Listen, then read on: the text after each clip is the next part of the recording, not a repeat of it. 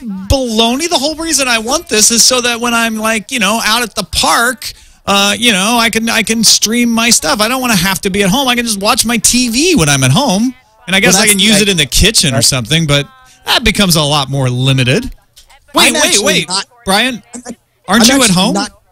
Well, that's the thing. I'm not going to be harsh on them for wanting you to watch it at home because this is a soft way to launch the app and get the technology working. But I am at my home and I am using my time network cable modem at the moment, which means all I have is a program that just shows me this screen over and over again. It's ridiculous. So it's a little buggy out of the gate, sounds like. Yes, a little bit buggy out of the gate.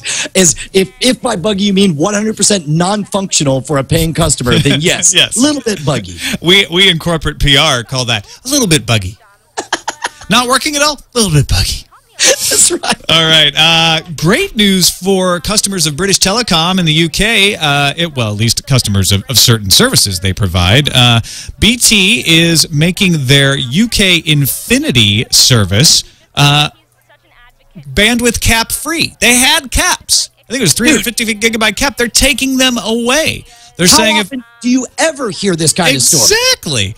Here's the quote. As BT continues to invest in the network and network bandwidth, we can now remove these restrictions and ensure the experience of the wider customer base. On completion, there will be no individual user controls targeted at atypical users on our BT Total Broadband and BT Infinity products. There are still caps on some other levels of service, but not on these. They do continue to reserve the right to do network management, to do throttling in certain situations where there's large amounts of bandwidth being used, so you can quibble with that if you want. But there is no cap in place as a user.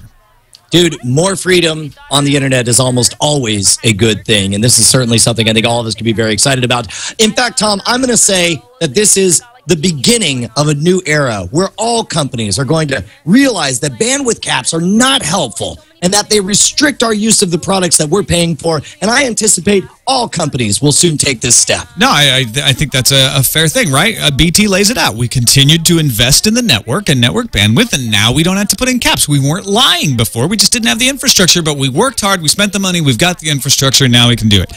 So here in the United States, also some news. Starting May 2nd, AT&T will impose 150 gigabyte monthly limits on its currently uncapped DSL service. While it's fiber to the node Uverse subscribers get a 250 gigabyte. So they're capping DSL. Analyst Dave Burstein actually posted on Twitter that AT&T lied to the Wall Street Journal about the need to do this because AT&T said, well, we've got too much network congestion, so, we've got to put in these caps. Yeah, no, this is a hard problem to fix, right? That's the thing. Because here in America, I don't know how it is in the UK where all of a sudden they're giving away their bandwidth caps, but here in America, it's hard to fix people using too much bandwidth, right? Well, unlike cable, in DSL, each customer has a connection direct to the CO, to the central office, and it's aggregated in the DSLAM. That's the access multiplexer. So all they need to do, if there's network congestion, is add capacity to the DSLAM. You don't have that people sharing on the node issue that you have in cable.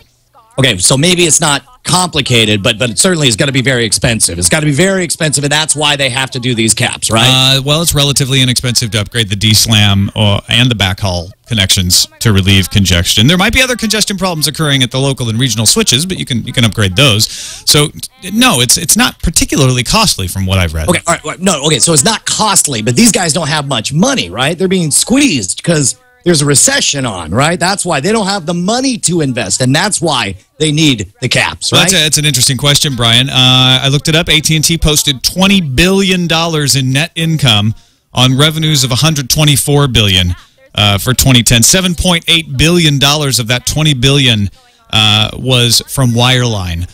Most of their money, most of their profits come from wireless. But what? Yeah, they made. Oh, that's interesting. Yeah, because you can't if you've got a lot of money, but you're going to be spending a lot of money. You want to save it, right? Right. Yeah. So that's why we need caps. Well, AT&T's expenses to operate its network, pay its employees, do network engineering, planning, buy gear, and even pay property taxes dropped 3.2% in 2010. Well, I'm starting to wonder whether or not AT&T's new 150 gigabyte DSL data cap is justified, sir. Well, sure. we can add capacity, and sure, we're making record profits, and sure, our costs are going down, but this is a tough business, Brian, and there are no competitors to hold our feet to the fire, so we're going to do whatever we want. That seems to be the message here. Well, good for them. Good for AT&T shareholders? Question mark? I don't know. I'm trying to find a silver lining on this, and it's killing me. No, I would venture to say they are lying about network congestion, and I am willing to be proven wrong by those who know. But as far as I can tell, DSL subscribers are going down, and yet they're putting in caps. Profit is going up, and yes, yet they're claiming they can't invest in infrastructure. I just don't understand it. Now, the TSS Lock in the chat room points out that it's 150 gigabyte on DSL and it's 250 on Uverse, right, and that there's a $10 per 50 gigabyte overage fee. And one of the articles that I read suggested that this may be an attempt to set with really high caps and really permissible penalties just to get the idea in your mind that it's okay to have an upper bound on how much use of the product that you're paying for. You know what? That would be fine. Actually, if AT&T came out and said, look, we're going to, our business model is to make more money, and we're going to start charging per bit, but to get people used to it, we're going to put a really high cap in, and we'll just charge you $10 per every 5 gigabytes over. That'd be fine, but that's not what they're saying. They're telling a sob story to the Wall Street Journal. Oh, there's just so many people streaming video and so much network congestion, and we just can't afford the infrastructure, so we've got to put, it's not that we want to make money so much as we just got to do this. It's just, it's just the way the internet works. All right. Thanks, jerks. Yeah, exactly. Yeah, VQ is like, that would not be fine if they did that. And I'm not saying I would be fine with that as a customer, but at least I wouldn't consider them hypocrites if they just came out and said that. Yes. I can totally see where you're coming from. All right, let's take a quick break, and thank the folks at GoToMeeting. First of all, not only for sponsoring Tech News Today, but they had a great event at South by Southwest, some free breakfast and everything. It was very nice. Good to meet the GoToMeeting guys. Mm-hmm. They're really nice folks, really good folks, and they help you eliminate frustration. Do you like frustration, Brian? I find it very annoying. It causes an emotion in me. It's hard to put a word to it, but I get all wound up and tight like I'm not accomplishing what I want. Is there a word for that? That's frustration. Yeah. That's what I feel. I think that's right. I want less frustration. Have you ever felt bored and unproductive, especially if you're on a call, like some kind of conference call, some kind of meeting call? Can I tell you the honest truth? A friend of ours worked for a very large company, and he was staying at my house, and he showed me screenshots of the 18-hour conference call he was on his iPhone where he accomplished nothing all day. It was a colossal waste of his time. Well, people go off track. People lose interest. They don't know what's going on. They can't see the other person or what the other person's talking about. That's where GoToMeeting can help. GoToMeeting keeps everyone on the same page during the conference call. It makes it more efficient. Everyone can see your screen. They can follow along. Everyone's more focused, more interested, more engaged, and that means you get what you need done faster. You save time. You're more productive. You can do product demos. You can do training sessions. You can collaborate on documents, weekly update calls, just pretty much any type of conference call you can think of. Sign up today, and you will get a free 30-day trial just because you're listening to us talk right now. Go to GoToMeeting.com. What you're saying? Yeah.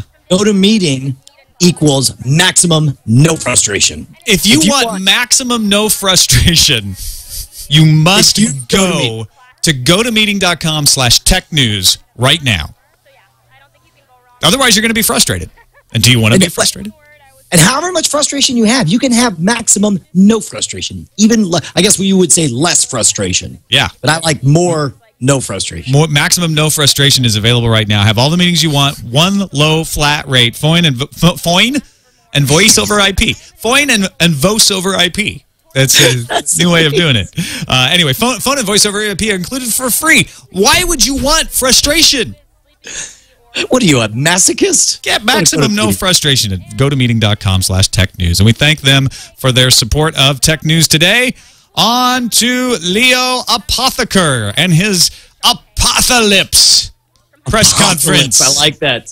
It was Hewlett-Packard's strategy day in San Francisco yesterday, and so we were a little curious what he was going to say. Let's take a listen to Mr. Apotheker's first big appearance as CEO of HP. Now, how did James Bond respond when he said that to him? As he was Mr. Apothecary, I expect you to die.